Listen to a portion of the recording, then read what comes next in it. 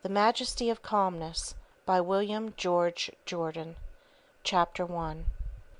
The Majesty of Calmness. Calmness is the rarest quality in human life. It is the poise of a great nature, in harmony with itself and its ideals. It is the moral atmosphere of a life self-centered, self-reliant, and self-controlled. Calmness is singleness of purpose, absolute confidence, and conscious power, ready to be focused in an instant to meet any crisis. The Sphinx is not a true type of calmness. Petrification is not calmness. It is death, the silencing of all the energies, while no one lives his life more fully, more intensely, and more consciously than the man who is calm. The fatalist is not calm. He is the coward slave of his environment, hopelessly surrendering to his present condition, recklessly indifferent to his future.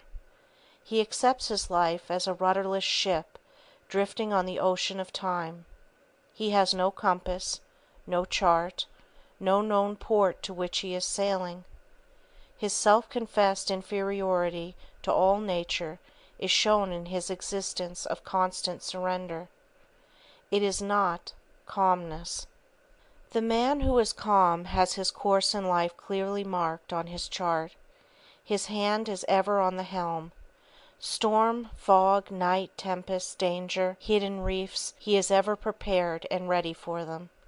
He is made calm and serene by the realization that in these crises of his voyage he needs a clear mind and a cool head, that he has naught to do but to do each day the best he can by the light he has, that he will never flinch nor falter for a moment, that though he may have to tack and leave his course for a time, he will never drift. He will get back into the true channel. He will keep ever headed toward his harbor. When he will reach it, how he will reach it, matters not to him.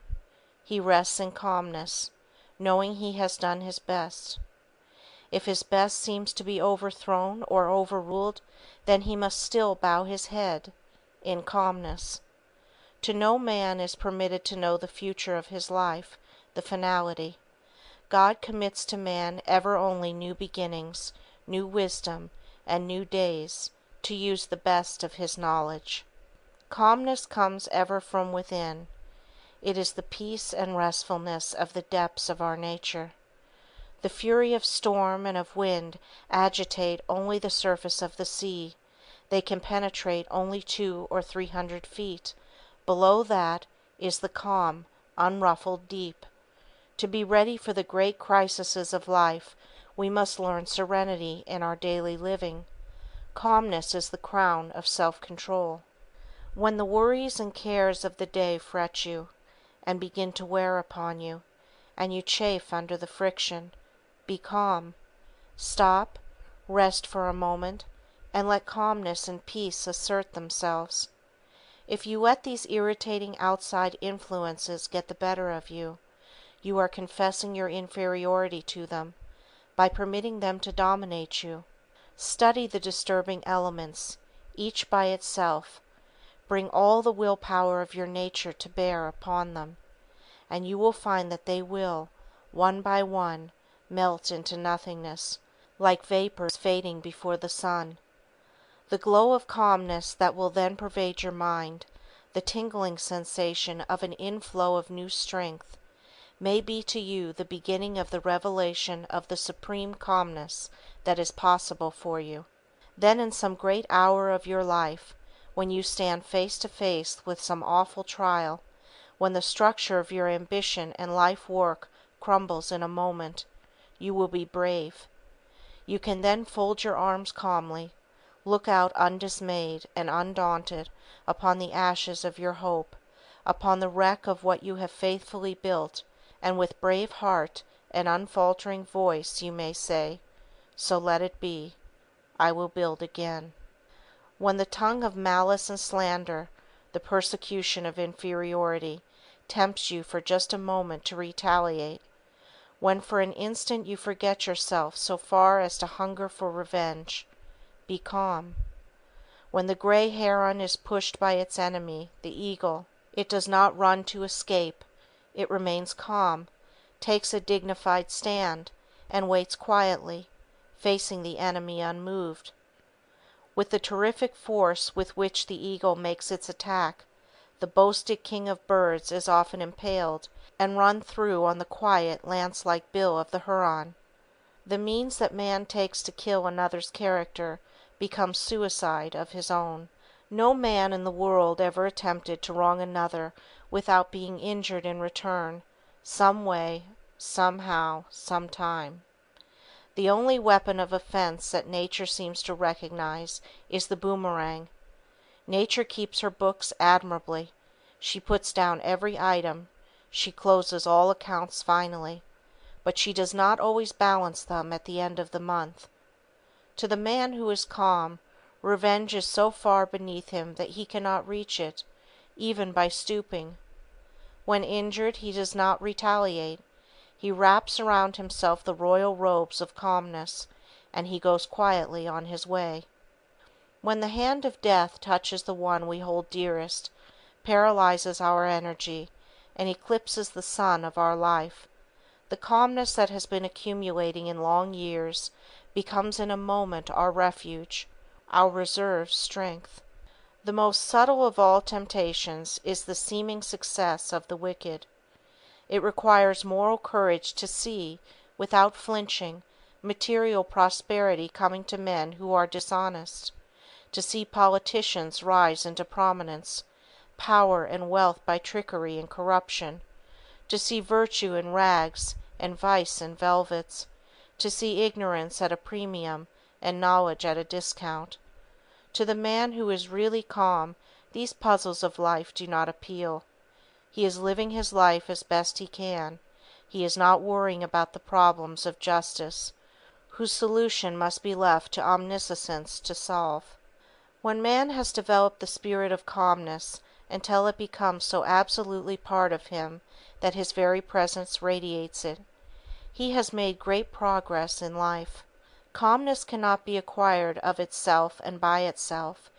It must come as the culmination of a series of virtues. What the world needs and what individuals need is a higher standard of living, a great realizing sense of the privilege and dignity of life, a higher and nobler conception of individuality. With this great sense of calmness permeating an individual, man becomes able to retire more into himself, away from the noise, the confusion and the strife of the world, which comes to his ears only as faint, far-off rumblings, or as the tumult of the life of a city heard only as a buzzing hum by the man in a balloon. The man who is calm does not selfishly isolate himself from the world, for he is intensely interested in all that concerns the welfare of humanity. His calmness is but a holy of holies, into which he can retire from the world to get strength to live in the world. He realizes that the full glory of individuality, the crowning of his self-control, is the Majesty of Calmness. End of Chapter 1. The Majesty of Calmness by William George Jordan. Chapter 2. Hurry, the Scourge of America. The first sermon in the world was preached at the creation. It was a divine protest against hurry. It was a divine object lesson of perfect law, perfect plan, perfect order, perfect method. 6 days of work carefully planned, scheduled and completed, were followed by rest. Whether we accept the story as literal or as figurative, as the account of successive days or of ages comprising millions of years, matters little if we but learn the lesson. Nature is very un-American. Nature never hurries. Every phase of her working shows plan, calmness, reliability, and the absence of hurry. Hurry always implies lack of definite method, confusion, impatience of slow growth. The Tower of Babel, the world's first skyscraper, was a failure because of hurry. The workers mistook their arrogant ambition for inspiration. They had too many builders and no architect. They thought to make up the lack of a head by superfluity of hands. This is a characteristic of hurry. It seeks ever to make energy a substitute for a clearly defined plan. The result is ever as hopeless as trying to transform a hobby horse into a real steed by brisk riding. Hurry is a counterfeit of haste. Haste has an ideal, a distinct aim to be realized by the quickest direct methods. Haste has a single compass upon which it relies for direction and in harmony with which its course is determined. Hurry says, I must move faster. I will get 3 compasses. I will have them different. I will be guided by all of them. One of them will probably be right. Hurry never realizes that slow, careful foundation work is the quickest in the end. Hurry has ruined more Americans than has any other word in the vocabulary of life. It is the scourge of America, and is both a cause and a result of our high-pressure civilization. Hurry adroitly assumes so many masquerades of disguise that its identity is not always recognized. Hurry always pays the highest price for everything, and usually the goods are not delivered. In the race for wealth, men often sacrifice time, energy, health, home, happiness and honor, everything that money cannot buy, the very things that money can never bring back. Hurry is a phantom of paradoxes. Business men, in their desire to provide for the future happiness of their family, often sacrifice the present happiness of wife and children on the altar of hurry. They forget that their place in the home should be something greater than being merely the man that pays the bills. They expect consideration and thoughtfulness that they are not giving. We hear too much of a wife's duties to a husband and too little of the other side of the question. The wife, they tell us, should meet her husband with a smile and a kiss, should tactfully watch his moods, and be ever sweetness and sunshine. Why this continual swinging of the censer of devotion to the man of business? Why should a woman have to look up with timid glance at the face of her husband to size up his mood? Has not her day, too, been one of care and responsibility and watchfulness? Has not mother love been working over perplexing problems and worries of home and of the training of the children that wifely love may make her seek to solve in secret? Is man then the weaker sex that he must be pampered and treated as tenderly as a boil trying to keep from contact with the world? In their hurry to attain some ambition, to gratify the dream of life, men often throw honor, truth and generosity to the winds. Politicians dare to stand by and see a city poisoned with foul water until they see where they come in on a waterworks appropriation.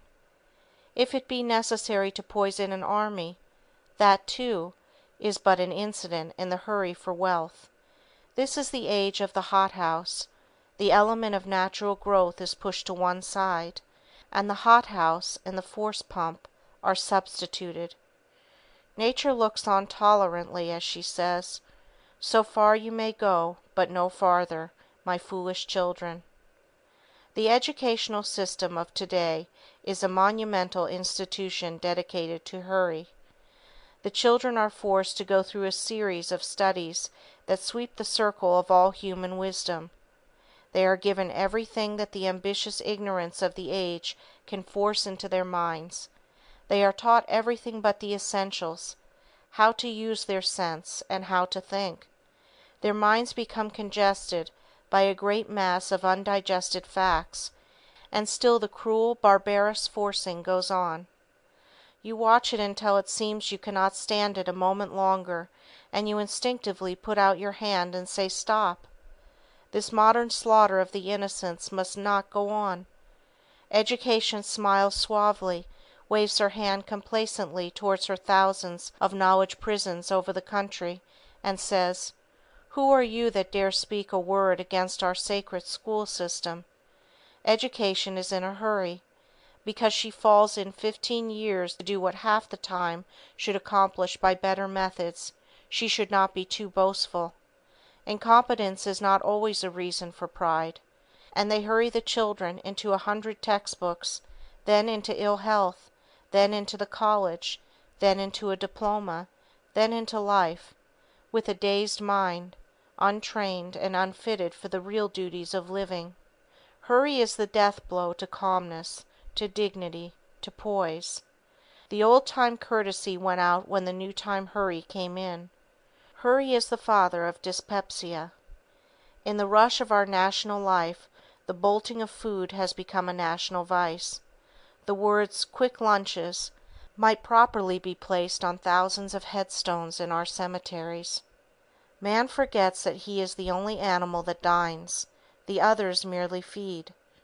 Why does he abrogate his right to dine and go to the end of the line with the mere feeders? His self-respecting stomach rebels and expresses its indignation by indigestion. Then man has to go through life with a little bottle of pepsin tablets in his vest pocket. He is but another victim to this craze for speed. Hurry means the breakdown of the nerves. It is the royal road to nervous prostration. Everything that is great in life is the product of slow growth.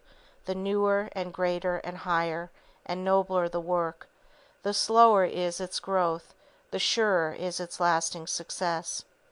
Mushrooms attain their full power in a night; oaks require decades. A fad lives its life in a few weeks; a philosophy lives through generations and centuries. If you are sure you are right, do not let the voice of the world, or of friends, or of family, swerve you for a moment from your purpose. Accept slow growth if it must be slow, and know the results must come, as you would accept the long lonely hours of the night, with absolute assurance that the heavy leaded moments must bring the morning. Let us as individuals banish the word hurry from our lives. Let us care for nothing so much that we would pay honor and self-respect as the price of hurrying it. Let us cultivate calmness, restfulness, poise, sweetness, doing our best, bearing all things as bravely as we can, living our life undisturbed by the prosperity of the wicked or the malice of the envious. Let us not be impatient, chafing at delay, fretting over failure, wearying over results, and weakening under opposition. Let us ever turn our face toward the future with confidence and trust, with the calmness of a life in harmony with itself, true to its ideals, and slowly and constantly progressing toward their realization. Let us see that cowardly word hurry in all its most degenerating phases. Let us see that it ever kills truth, loyalty, thoroughness, and let us determine that, day by day, we will seek more and more to substitute for it the calmness and repose of a true life, nobly lived. End of Chapter 2. The Majesty of Calmness by William George Jordan. Chapter 3. The Power of Personal Influence.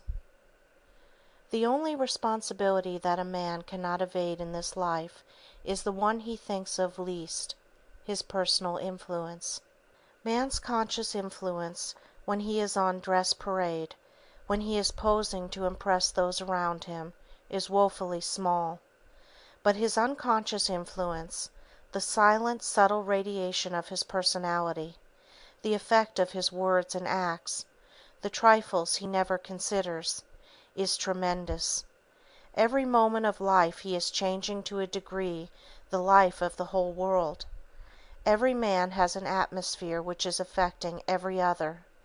So silent and unconsciously is this influence working that man may forget that it exists.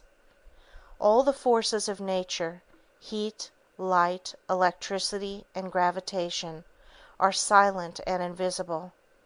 We never see them, we only know that they exist by seeing the effects they produce. In all nature, the wonders of the seen are dwarfed into insignificance when compared with the majesty and the glory of the unseen. The great sun itself does not supply enough heat and light to sustain animal and vegetable life on the earth. We are dependent for nearly half of our light and heat upon the stars, and the greater part of this supply of life-giving energy comes from invisible stars, millions of miles from Earth. In 1,000 ways Nature constantly seeks to lead men to a keener and deeper realization of the power and the wonder of the invisible. Into the hands of every individual is given a marvelous power for good or for evil, the silent, unconscious, unseen influence of his life. This is simply the constant radiation of what a man really is, not what he pretends to be. Every man, by his mere living, is radiating sympathy or sorrow, or morbidness or cynicism, or happiness or hope, or any of 100 other qualities. Life is a state of constant radiation and absorption. To exist is to radiate. To exist is to be the recipient of radiations. There are men and women whose presence seems to radiate sunshine, cheer, and optimism. You feel calmed and rested and restored in a moment to a new and stronger faith in humanity. There are others who focus in an instant all your latent distrust, morbidness, and rebellion against life.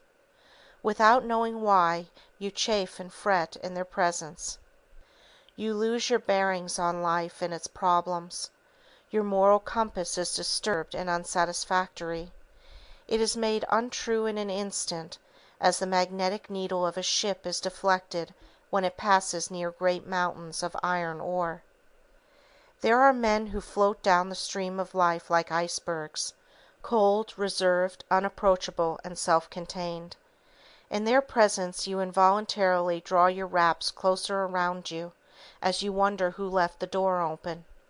These refrigerated human beings have a most depressing influence on all who fall under the spell of their radiated chilliness. But there are other natures, warm, helpful, genial, who are like the Gulf Stream, following their own course, flowing undaunted and undismayed in the ocean of colder waters. Their presence brings warmth and life and the glow of sunshine, the joyous, stimulating breath of spring. There are men who are like malarious swamps, poisonous, depressing, and weakening by their very presence. They make heavy, oppressive, and gloomy the atmosphere of their own homes. The sound of the children's play is stilled. The ripples of laughter are frozen by their presence. They go through life as if each day were a new big funeral, and they were always chief mourners. There are other men who seem like the ocean. They are constantly bracing, stimulating, giving new draughts of tonic life and strength by their very presence. There are men who are insincere in heart, and that insincerity is radiated by their presence. They have a wondrous interest in your welfare when they need you. They put on a property smile so suddenly, when it serves their purpose, that it seems the smile must be connected with some electric button concealed in their clothes. Their voice has a simulated cordiality that long training may have made almost natural. But they never play their part absolutely true. The mask will slip down sometimes. Their cleverness cannot teach their eyes the look of sterling honesty. They may deceive some people, but they cannot deceive all. There is a subtle power of revelation which makes us say, "Well, I cannot explain how it is, but I know that man is not honest." Man cannot escape for one moment from this radiation of his character, this constantly weakening or strengthening of others. He cannot evade the responsibility by saying it is an unconscious influence. He can select the qualities that he will permit to be radiated. He can cultivate sweetness, calmness, trust, generosity, truth, justice, loyalty, nobility. Make them vitally active in his character, and by these qualities he will constantly affect the world. Discouragement often comes to honest souls trying to live the best they can, in the thought that they are doing so little good in the world. Trifles unnoted by us may be links in the chain of some great purpose.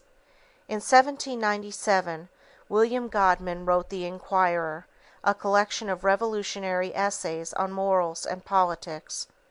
The book influenced Thomas Malthus to write his essay on population, published in 1798. Malthus's book suggested to Charles Darwin a point of view upon which he devoted many years of his life, resulting, in 1859, in the publication of The Origin of Species, the most influential book of the 19th century, a book that has revolutionized all science. These were but 3 links of influence extending over 60 years.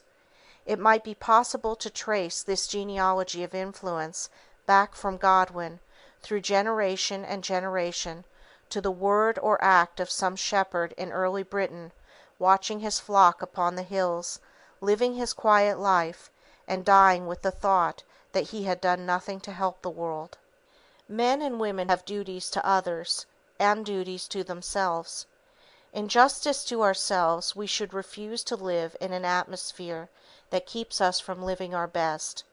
If the fault be in us, we should master it. If it be the personal influence of others that, like a noxious vapor, kills our best impulses, we should remove from that influence, if we can possibly move without forsaking duties. If it be wrong to move, then we should take strong doses of moral quinine to counteract the malaria of influence. It is not what those around us do for us that counts. It is what they are to us. We carry our house plants from one window to another to give them proper heat, light, air, and moisture. Should we not be at least as careful of ourselves? To make our influence felt we must live our faith. We must practice what we believe. A maggot does not attract iron as iron. It must first convert the iron into another magnet before it can attract it. It is useless for a parent to try to teach gentleness to her children when she herself is cross and irritable. The child who is told to be truthful, and who hears a parent lie cleverly to escape some little social unpleasantness, is not going to cling very zealously to truth. The parent's words say, "Don't lie." The influence of the parent's life says, "Do lie." No man can ever isolate himself to evade this constant power of influence, as no single corpuscle can rebel and escape from the general course of the blood. No individual is so insignificant as to be without influence. The changes in our varying moods are all recorded in the delicate barometers of the lives of others. We should ever let our influence filter through human love and sympathy. We should not be merely an influence, we should be an inspiration. By our very presence we should be a tower of strength to the hungering human souls around us. End of Chapter 3. The Majesty of Calmness by William George Jordan. Chapter 4. The Dignity of Self-Reliance. Self-confidence without self-reliance is as useless as a cooking recipe without food. Self-confidence sees the possibilities of the individual. Self-reliance realizes them. Self-confidence sees the angel in the unhewn block of marble. Self-reliance carves it out for himself. The man who is self-reliant says ever, "No one can realize my possibilities for me, but me. No one can make me good or evil but myself." He works out his own salvation, financially, socially, mentally, physically, and morally. Life is an individual problem that man must solve for himself. Nature accepts no vicarious sacrifice, no vicarious service. Nature never recognizes a proxy vote. She has nothing to do with middlemen. She deals only with the individual.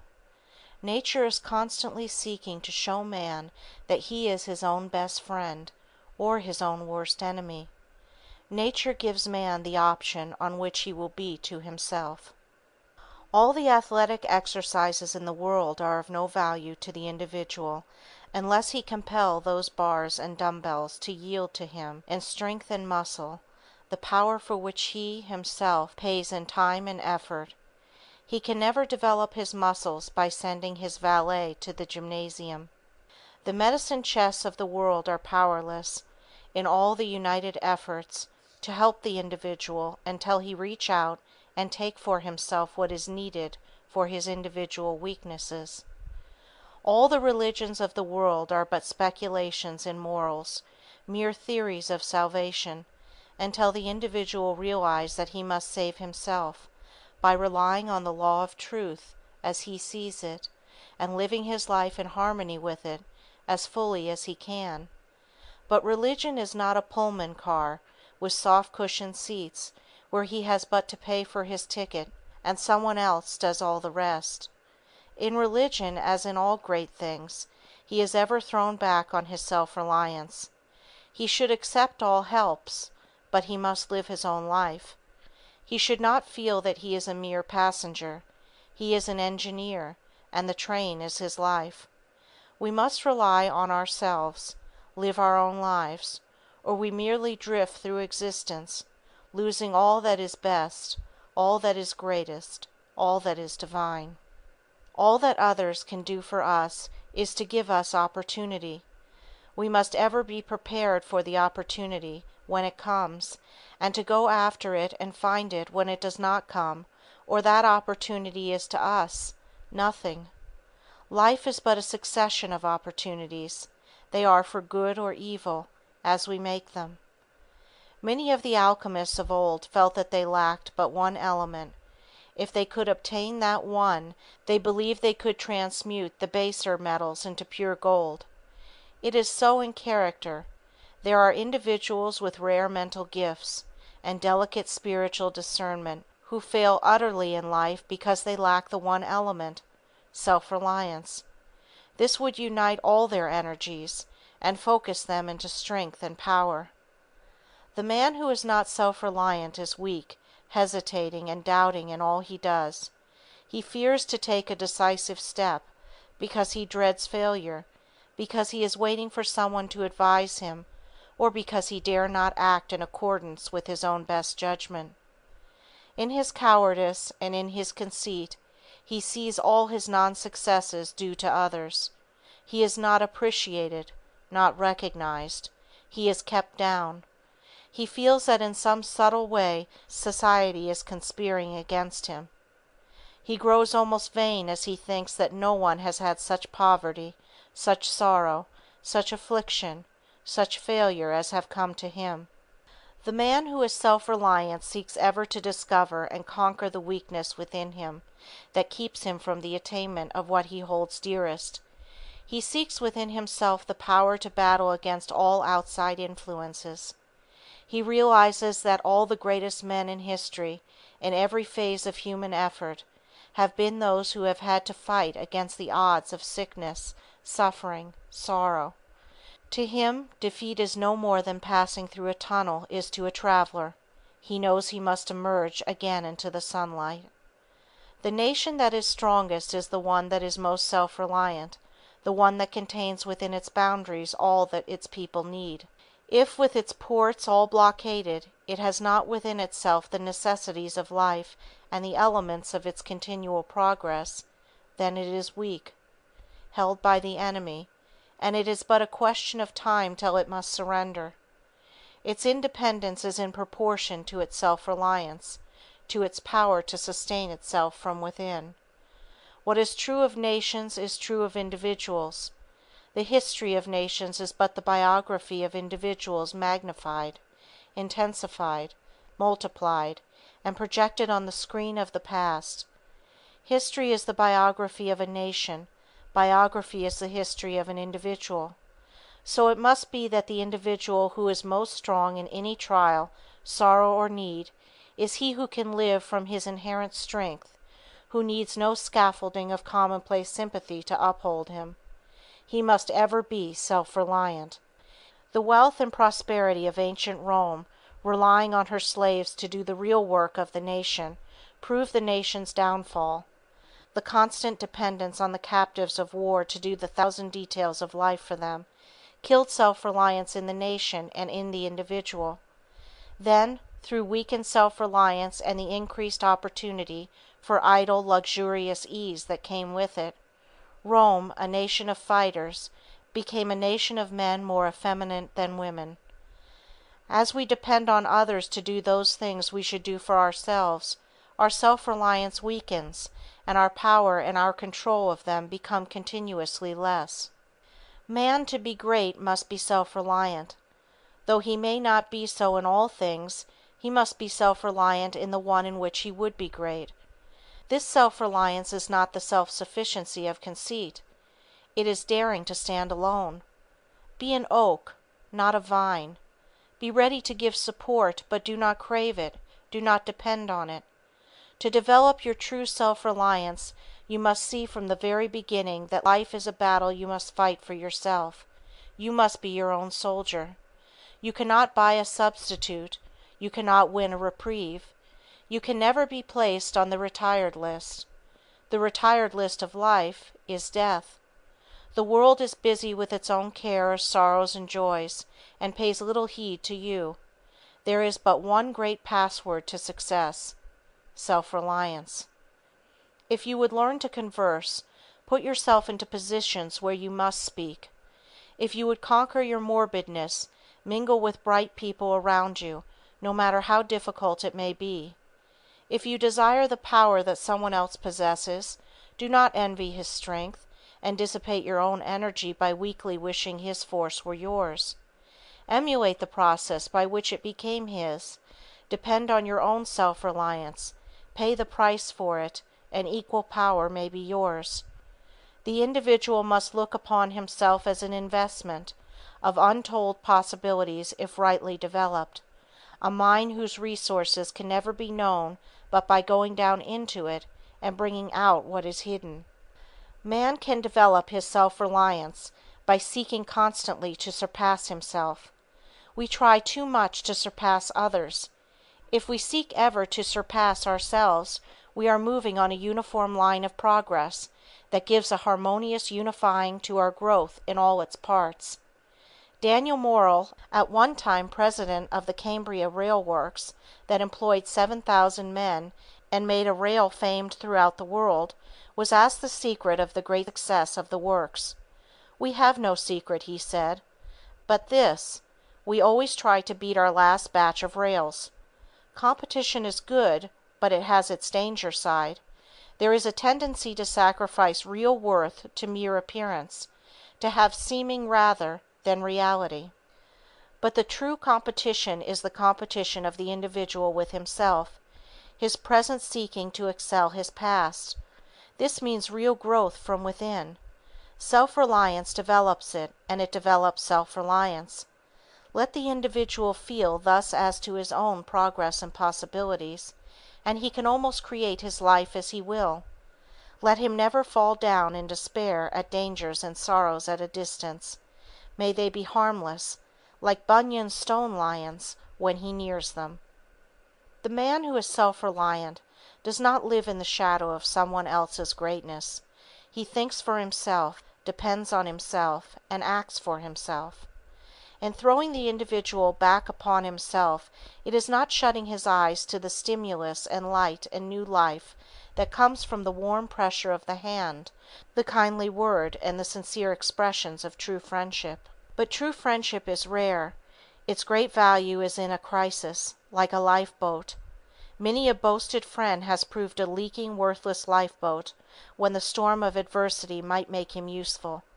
In these great crises of life, man is strong only as he is strong from within, and the more he depends on himself the stronger he will become, and the more able will he be to help others in the hour of their need. His very life will be a constant help and a strength to others, as he becomes to them a living lesson of the dignity of self-reliance. End of Chapter 4. The Majesty of Calmness by William George Jordan. Chapter 5. Failure as a Success. It ofttimes requires heroic courage to face fruitless effort, to take up the broken strands of a life work, to look bravely toward the future, and proceed undaunted on our way. But what to our eyes may seem hopeless failure is often but the dawning of a greater success. It may contain in its debris the foundation material of a mighty purpose, or the revelation of new and higher possibilities.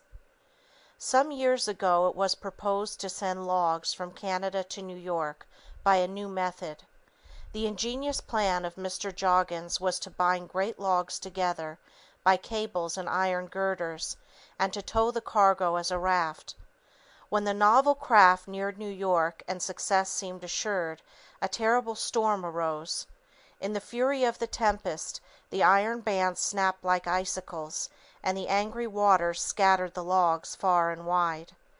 The chief of the hydrographic department at Washington heard of the failure of the experiment, and at once sent word to shipmasters the world over, urging them to watch carefully for these logs which he described, and to note the precise location of each in latitude and longitude, and the time the observation was made. Hundreds of captains sailing over the waters of the earth noted the logs, in the Atlantic Ocean, in the Mediterranean, in the South Seas, for into all waters did these venturesome ones travel. Hundreds of reports were made, covering a period of weeks and months. These observations were then carefully collated, systematized, and tabulated, and discoveries were made as to the course of ocean currents that otherwise would have been impossible. The loss of the Joggins raft was not a real failure, for it led to one of the great discoveries in modern marine geography and navigation. In our superior knowledge we are disposed to speak in a patronizing tone of the follies of the alchemists of old. But their failure to transmute the baser metals into gold resulted in the birth of chemistry. They did not succeed in what they attempted, but they brought into vogue the natural processes of sublimation, filtration, distillation, and crystallization. They invented the alembic, the retort, the sand bath, the water bath, and other valuable instruments. To them is due the discovery of antimony, sulphuric ether, and phosphorus, the cupellation of gold and silver, the determining properties of saltpetre and its use in gunpowder, and the discovery of the distillation of essential oils. This was the success of failure, a wondrous process of nature for the highest growth, a mighty lesson of comfort, strength, and encouragement, if man would only realize and accept it. Many of our failures sweep us to greater heights of success than we ever hoped for in our wildest dreams. Life is a successive unfolding of success from failure. In discovering America, Columbus failed absolutely.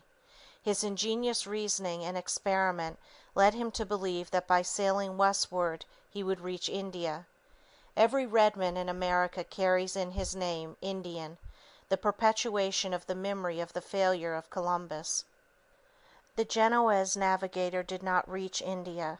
The cargo of souvenirs he took back to Spain to show to Ferdinand and Isabella as proofs of his success really attested his failure. But the discovery of America was a greater success than was any finding of a back door to India. When David Livingstone had supplemented his theological education by a medical course, he was ready to enter the missionary field. For over 3 years he had studied tirelessly, with all energies concentrated on one aim: to spread the gospel in China. The hour came when he was ready to start out with noble enthusiasm for his chosen work, to consecrate himself and his life to his unselfish ambition. Then word came from China that the Opium War would make it folly to attempt to enter the country. Disappointment and failure did not long daunt him. He offered himself as missionary to Africa, and he was accepted. His glorious failure to reach China opened a whole continent to light and truth. His study proved an ideal preparation for his labors as physician, explorer, teacher, and evangel in the wilds of Africa. Business reverses and the failure of his partner threw upon the broad shoulders and the still broader honor and honesty of Sir Walter Scott a burden of responsibility that forced him to write. The failure spurred him to almost superhuman effort. The masterpieces of Scotch historic fiction that have thrilled, entertained, and uplifted millions of his fellow men are a glorious monument on the field of a seeming failure. When Millet, the painter of Angelus, worked on his almost divine canvas, in which the very air seemed pulsing with the regenerating essence of spiritual reverence, he was painting against time, he was antidoting sorrow, he was racing against death. His brush strokes, put on in the early morning hours before going to his menial duties as a railway porter, in the dusk like that perpetrated on his canvas, meant strength, food, and medicine for the dying wife he adored. The art failure that cast him into the depths of poverty unified with marvelous intensity all the finer elements of his nature. This rare spiritual unity, this purging of all the dross of triviality as he passed through the furnace of poverty, trial, and sorrow, gave eloquence to his brush, and enabled him to paint as never before, as no prosperity would have made possible. Failure is often the turning point, the pivot of circumstance that swings us to higher levels. It may not be financial success, it may not be fame, it may be new draughts of spiritual, moral, or mental inspiration that will change us for all the later years of our life. Life is not really what comes to us, but what we get from it. Whether man has had wealth or poverty, failure or success, counts for little when it is past. There is but one question for him to answer, to face boldly and honestly, as an individual alone with his conscience and his destiny. How will I let that poverty or wealth affect me? If that trial or deprivation has left me better, truer, nobler, then poverty has been riches, failure has been a success. If wealth has come to me and has made me vain, arrogant, contemptuous, uncharitable, cynical, closing me from all the tenderness of life, all the channels of higher development, of possible good to my fellow man, making me the mere custodian of a money bag, then wealth has lied to me. It has been a failure, not success. It has not been riches. It has been dark, treacherous poverty that stole from me even myself. All things become for us, then, what we take from them. Failure is one of God's educators. It is experience leading man to higher things. It is the revelation of a way, a path hitherto unknown to us. The best men in the world, those who have made the greatest real successes, look back with serene happiness on their failures. The turning of the face of time shows all things in a wondrously illuminated and satisfying perspective. Many a man is thankful today that some petty success for which he once struggled melted into thin air as his hand sought to clutch it. Failure is often the rock-bottom foundation of real success. If man in a few instances of his life can say, "Those failures were the best things in the world that could ever have happened to me," should he not face new failures with undaunted courage and trust that the miraculous ministry of nature may transform these new stumbling blocks into new stepping stones? Our highest hopes are often destroyed to prepare us for better things. The failure of the caterpillar is the birth of the butterfly. The passing of the bud is the becoming of the rose. The death or destruction of the seed is the prelude to its resurrection as wheat. It is the night in the darkest hours, those preceding dawn, that plants grow best, that they most increase in size. May this not be one of nature's gentle showings to man of the times when he grows best, of the darkness of failure that is evolving into the sunlight of success? Let us fear only the failure of not living the right as we see it, leaving the results to the guardianship of the Infinite. If we think of any supreme moment of our lives, any great success, any one who is dear to us, and then consider how we reached that moment, that success, that friend, we will be surprised and strengthened by the revelation. As we trace each one back, step by step, through the genealogy of circumstances, we will see how logical has been the course of our joy and success, from sorrow and failure, and that what gives us most happiness today is inextricably connected with what once caused us sorrow. Many of our rivers of our greatest prosperity and growth have had their source in their trickling increase into volume among the dark, gloomy recesses of our failure. There is no honest and true work, carried along with constant and sincere purpose, that really ever fails. If it sometimes seems to be wasted effort, it will prove to us a new lesson of how to walk. The secret of our failures will prove to us the inspiration of possible successes. Man living with the highest aims, ever as best as he can, in continuous harmony with them, in a success, no matter what statistics of failure a near-sighted and half-blind world of critics and commentators may lay at his door. High ideals, noble efforts, will make seeming failures but trifles. They need not dishearten us. They should prove sources of new strength.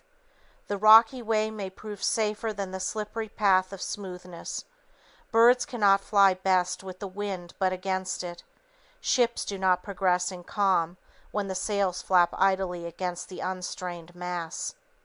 The alchemy of nature, superior to that of Paracelsus, constantly transmutes the baser metals of failure into the later pure gold of higher success, if the mind of the worker be kept true, constant, and untiring in the service, and he have that sublime courage that defies fate to its worst while he does his best. Chapter 5. The Majesty of Calmness by William George Jordan. Chapter 6. Doing our best at all times. Life is a wondrously complex problem for the individual, until some day, in a moment of illumination, he awakens to the great realization that he can make it simple. Never quite simple, but always simpler. There are 1,000 mysteries of right and wrong that have baffled the wise men of the ages. There are depths in the great fundamental questions of the human race that no plummet of philosophy has ever sounded. There are wild cries of honest hunger for truth that seek to pierce the silence beyond the grave, but to them ever echo back only a repetition of their unanswered cries.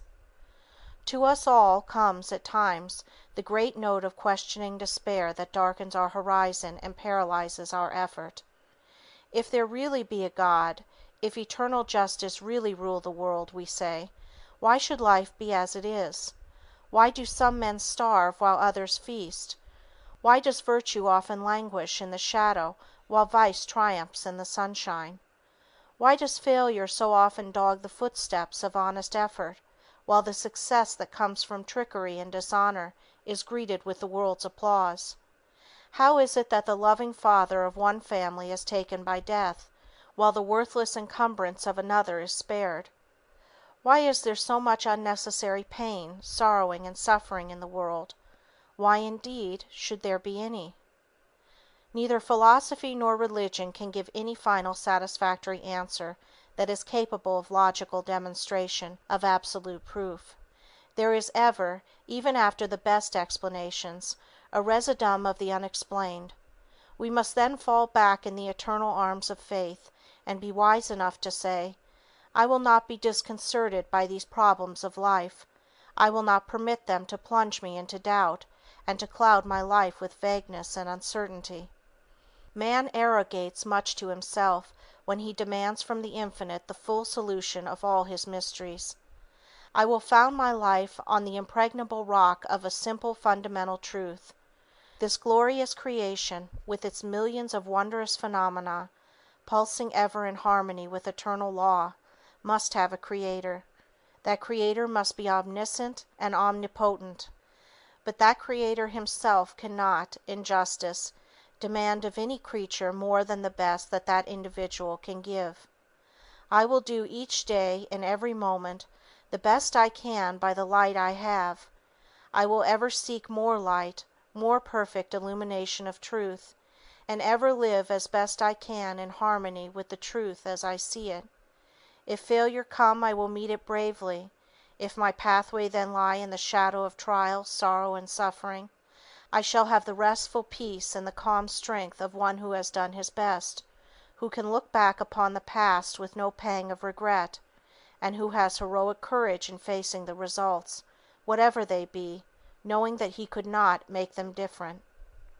Upon this life plan, this foundation, man may erect any superstructure of religion or philosophy that he conscientiously can erect.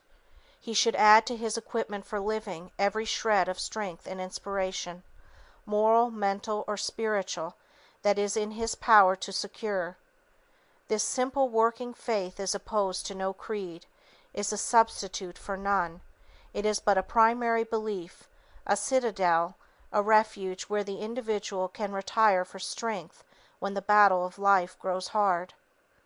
A mere theory of life, that remains but a theory, is about as useful to a man as a gilt-edged menu is to a starving sailor on a raft in mid-ocean. It is irritating but not stimulating. No rule for higher living will help a man in the slightest, until he reach out and appropriate it for himself, until he make it practical in his daily life, until that seed of theory in his mind blossom into 1,000 flowers of thought and word and act. If a man honestly seeks to live his best at all times, that determination is visible in every moment of his living. No trifle in his life can be too insignificant to reflect his principle of living. The sun illuminates and beautifies a fallen leaf by the roadside as impartially as a towering mountain peak in the Alps. Every drop of water in the ocean is an epitome of the chemistry of the whole ocean. Every drop is subject to precisely the same laws as dominate the united infinity of billions of drops that make that miracle of nature men call the sea. No matter how humble the calling of the individual, how uninteresting and dull the round of his duties, he should do his best. He should dignify what he is doing by the mind he puts into it. He should vitalize what little he has of power or energy or ability or opportunity in order to prepare himself to be equal to higher privileges when they come. This will never lead man to that weak content that is satisfied with whatever falls to his lot. It will rather fill his mind with that divine discontent that cheerfully accepts the best, merely as a temporary substitute for something better. The man who is seeking ever to do his best is the man who is keen, active, wide awake, and aggressive. He is ever watchful of himself in trifles. His standard is not, "What will the world say?" but, "Is it worthy of me?" Edwin Booth, one of the greatest actors on the American stage, would never permit himself to assume an ungraceful attitude, even in his hours of privacy. In this simple thing he ever lived his best. On the stage every move was one of unconscious grace. Those of his company who were conscious of their motions were the awkward ones, who were seeking in public to undo or to conceal the carelessness of gestures and motions of their private life. The man who is slipshod and thoughtless in his daily speech, whose vocabulary is a collection of anemic commonplaces, whose repetitions of phrases and extravagance of interjections act but as feeble disguises to his lack of ideas, will never be brilliant on an occasion when he longs to outshine the stars. Living at one's best is constant preparation for instant use. It can never make one over-precise, self-conscious, affected, or priggish. Education, in its highest sense, is conscious training of mind or body to act unconsciously. It is conscious formation of mental habits, not mere acquisition of information. One of the many ways in which the individual unwisely eclipses himself is in his worship of the fetish of luck. He feels that all others are lucky and that whatever he attempts fails. He does not realize the untiring energy, the unremitting concentration, the heroic courage, the sublime patience that is the secret of some men's success. Their luck was that they had prepared themselves to be equal to their opportunity when it came, and were awake to recognize it and receive it. His own opportunity came and departed unnoted. It would not waken him from his dreams of some untold wealth that would fall into his lap. So he grows discouraged and envies those whom he should emulate. and he bandages his arm, and chloroforms his energies, and performs his duties in a perfunctory way, or he passes through life, just ever sampling lines of activity. The honest, faithful struggler should always realize that failure is but an episode in a true man's life, never the whole story. It is never easy to meet, and no philosophy can make it so, but the steadfast courage to master conditions, instead of complaining of them, will help him on his way. It will ever enable him to get the best out of what he has. He never knows the long series of vanquished failures that give solidity to someone else's success. He does not realize the price that some rich man, the innocent football of political malcontents and demagogues, has heroically paid for wealth and position. The man who has a pessimist's doubt of all things, who demands a certified guarantee of his future, whoever feels his work will not be recognized or appreciated, or that after all it is really not worth while, will never live his best. He is dulling his capacity for real progress by his hypnotic course of excuses for inactivity, instead of a strong tonic of reasons for action. One of the most weakening elements in the individual makeup is the surrender to the oncoming years. Man's self-confidence dims and dies in the fear of age. This new thought, he says of some suggestion tending to higher development, is good. It is what we need. I am glad to have it for my children. I would have been happy to have had some such help when I was at school, but it is too late for me. I am a man advanced in years. This is but blind closing of life to wondrous possibilities. The knell of lost opportunity is never tolled in this life. It is never too late to recognize truth and to live by it. It requires only greater effort, closer attention, deeper concentration, but the impossible does not exist for the man who is self-confident and is willing to pay the price in time and struggle for his success or development. Later in life the assessments are heavier in progress, as in life insurance, but that matters not to the mighty self-confidence that will not grow old while knowledge can keep it young. Socrates, when his hair whitened with the snow of age, learned to play on instruments of music. Cato, at 80, began his study of Greek, and the same age saw Plutarch beginning, with enthusiasm of a boy, his first lessons in Latin. The Character of Man, Theophrastus's greatest work, was begun on his 90th birthday. Chaucer's Canterbury Tales was the work of the poet's declining years. Ronsard, the father of French poetry, whose sonnets even translation cannot destroy, did not develop his poetic faculty until nearly 50. Benjamin Franklin at this age had just taken his really first steps of importance in philosophic pursuits. Arnauld, the theologian and sage, translated Josephus in his 80th year. Winckelmann, one of the most famous writers on classic antiquities, was the son of a shoemaker, and lived in obscurity and ignorance until the prime of life. Hobbes, the English philosopher, published his version of the Odyssey in his 87th year, and his Iliad 1 year later. Chevreul, the great French scientist, whose untiring labors in the realm of color have so enriched the world, was busy, keen, and active when death called him, at the age of 103. These men did not fear age. These few names from the great muster roll of the famous ones who defied the years should be voices of hope and heartening to every individual whose courage and confidence is weak. The path of truth, higher living, truer development in every phase of life is never shut from the individual, unless he closes it himself. Let man feel this, believe it, and make this faith a real and living factor in his life, and there are no limits to his progress. He has but to live his best at all times, and rest calm and untroubled no matter what results come to his efforts. The constant looking backward to what might have been, instead of forward to what may be, is a great weakener of self-confidence. This worry for the old past, this wasted energy for that which no power in the world can restore, ever lessens the individual's faith in himself, weakens his efforts to develop himself for the future to the perfection of his possibilities.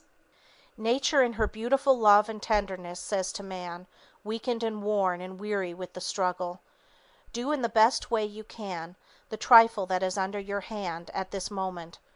Do it in the best spirit of preparation for the future your thought suggests. Bring all the light of knowledge from all the past to aid you. Do this and you have done your best. The past is forever closed to you. It is closed forever to you. No worry, no struggle, no suffering, no agony of despair can alter it.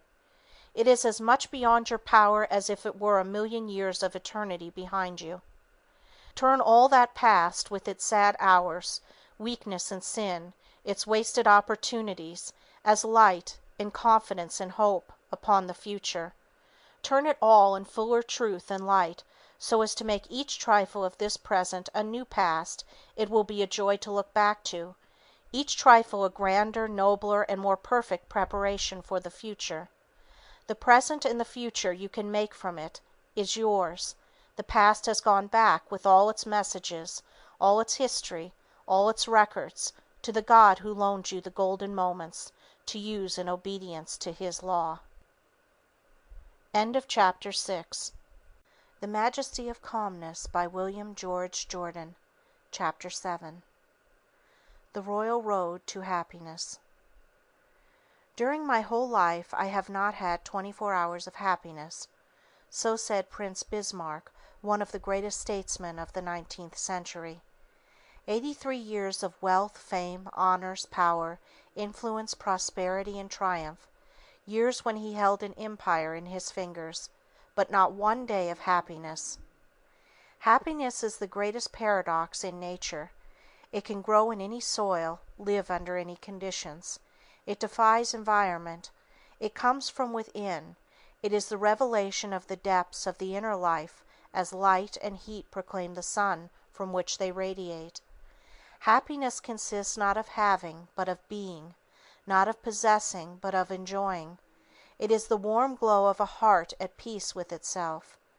A martyr at the stake may have happiness that a king on his throne might envy. Man is the creator of his own happiness. It is the aroma of a life lived in harmony with high ideals. For what a man has, he may be dependent on others. For what he is, rests with him alone. What he obtains in life is but acquisition, but what he attains is growth. Happiness is the soul's joy in the possession of the intangible. Absolute, perfect, continuous happiness in life is impossible for the human. It would mean the consummation of attainments, the individual consciousness of a perfectly fulfilled destiny. Happiness is paradoxic because it may coexist with trial, sorrow, and poverty. It is the gladness of the heart, rising superior to all conditions. Happiness has a number of understudies: gratitude, satisfaction, content, and pleasure, clever imitators that simulate its appearance rather than emulate its method. Gratification is a harmony between our desires and our possessions. It is ever incomplete. It is the thankful acceptance of part. It is a mental pleasure in the quality of what one receives, an unsatisfiedness as to the quantity. It may be an element in happiness, but in itself it is not happiness. Satisfaction is a perfect identity of our desires and our possessions. It exists only so long as this perfect union and unity can be preserved. But every realized ideal gives birth to new ideals. Every step in advance reveals large domains of the unattained. Every feeding stimulates new appetites. Then the desires and possessions are no longer identical, no longer equal. New cravings call forth new activities. The equipoise is destroyed, and dissatisfaction re-enters. Man might possess everything tangible in the world, and yet not be happy, for happiness is the satisfying of the soul, not of the mind or the body. Dissatisfaction, in its highest sense, is the keynote of all advance, the evidence of new aspirations, the guarantee of the progressive revelation of new possibilities. Content is a greatly overrated virtue. It is a kind of diluted despair. It is the feeling with which we continue to accept substitutes without striving for the realities. Content makes the trained individual swallow vinegar and try to smack his lips as if it were wine. Content enables one to warm his hands at the fire of a past joy that exists only in memory. Content is a mental and moral chloroform that deadens the activities of the individual to rise to higher planes of life and growth. Man should never be contented with anything less than the best efforts of his nature can possibly secure for him. Content makes the world more comfortable for the individual, but it is the death knell of progress. Man should be content with each step of progress merely as a station, discontented with it as a destination, contented with it as a step, discontented with it as a finality. There are times when a man should be content with what he has, but never with what he is.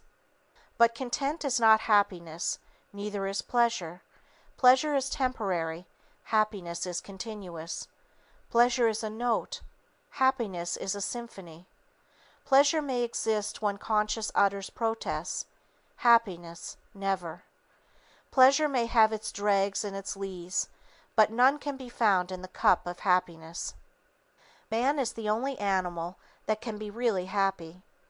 To the rest of the creation belong only weak imitations of the understudies.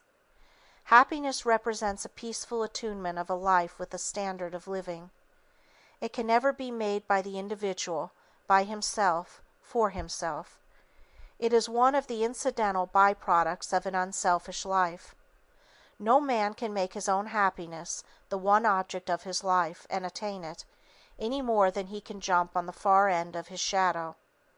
If you would hit the bull's-eye of happiness on the target of life, aim above it. Place other things higher than your own happiness, and it will surely come to you. You can buy pleasure, you can acquire content. You can become satisfied, but nature never put real happiness on the bargain counter. It is the undetachable accompaniment of true living. It is calm and peaceful. It never lives in an atmosphere of worry or of hopeless struggle.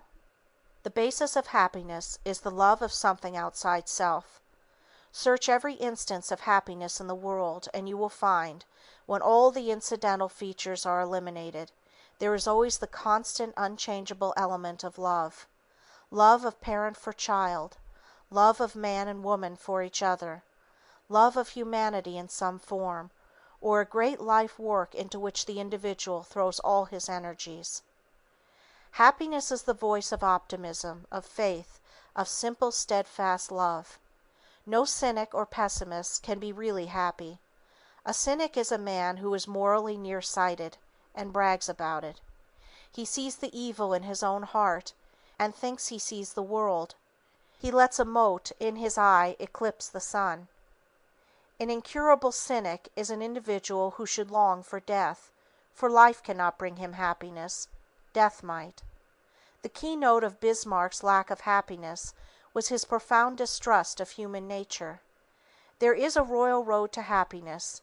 It lies in consecration, concentration, conquest, and conscience. Consecration is dedicating the individual life to the service of others, to some noble mission, to realizing some unselfish ideal. Life is not something to be lived through, it is something to be lived up to. It is a privilege, not a penal servitude of so many decades on earth. Consecration places the object of life above the mere acquisition of money as a finality. The man who is unselfish, kind, loving, tender, helpful, ready to lighten the burden of those around him, to hearten the struggling ones, to forget himself sometimes in remembering others, is on the right road to happiness.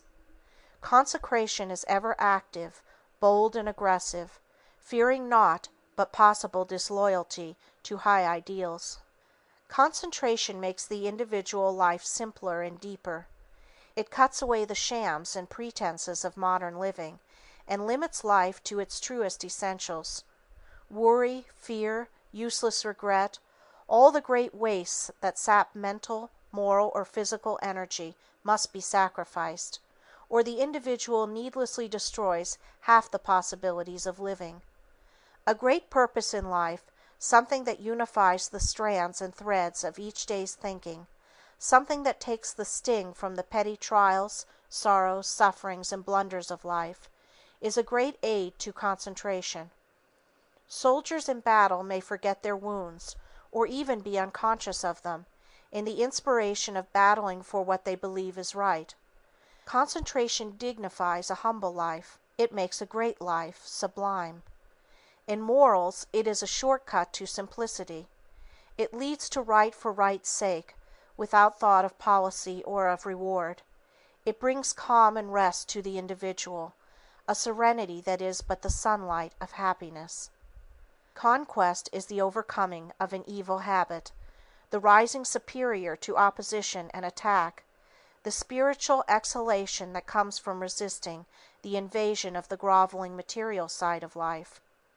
Sometimes when you are worn and weak with the struggle, when it seems that justice is a dream, that honesty and loyalty and truth count for nothing, that the devil is the only good paymaster, when hope grows dim and flickers, then is the time when you must tower in the great sublime faith that right must prevail. Then you must throttle these imps of doubt and despair. You must master yourself to master the world around you. This is conquest. This is what counts. Even a log can float with the current. It takes a man to fight sturdily against an opposing tide that would sweep his craft out of its course. When the jealousies, the petty intrigues, and the meanness and the misunderstandings in life assail you, rise above them.